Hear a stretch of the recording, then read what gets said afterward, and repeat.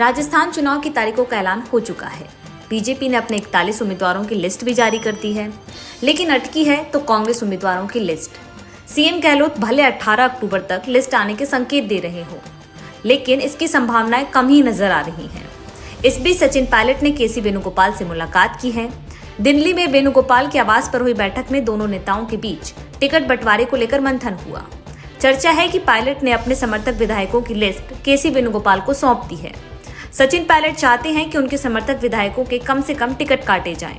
आपको बता दें कि बीते दिनों सीएम गहलोत और प्रदेश प्रभारी रंधावा ने बड़े स्तर पर विधायकों और मंत्रियों के टिकट काटे जाने की संभावना जताई थी।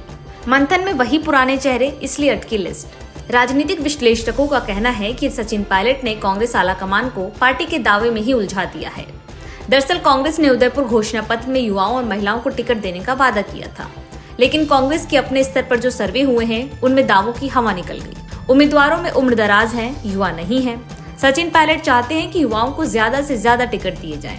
ऐसे में पार्टी स्तर पर 3-4 सर्वे होने के बावजूद कांग्रेस की लिस्ट फाइनल नहीं हो पा रही है।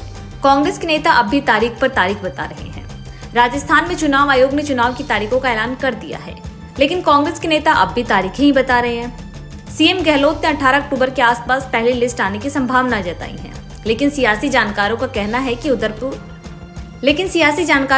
कि उदयपुर चिंतन शिविर से दिल्ली में सीडब्ल्यूसी की बैठक तक लगातार कांग्रेस तारीख पर तारीख बदलती गई।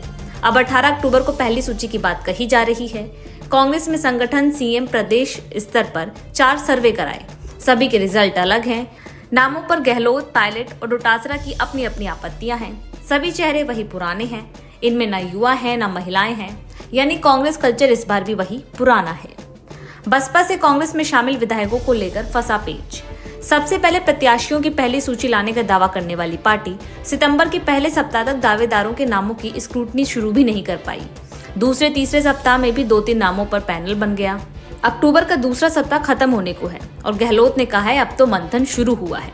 18 अक्टूबर तक पहली सूची आ सकती है। पार्टी ने जिस पहली सूची पर मंथन किया है और जो नाम सामने आ रहे हैं उनमें से ज्यादातर बड़ी उम्र के मौजूदा विधायक या पुराने चेहरे हैं।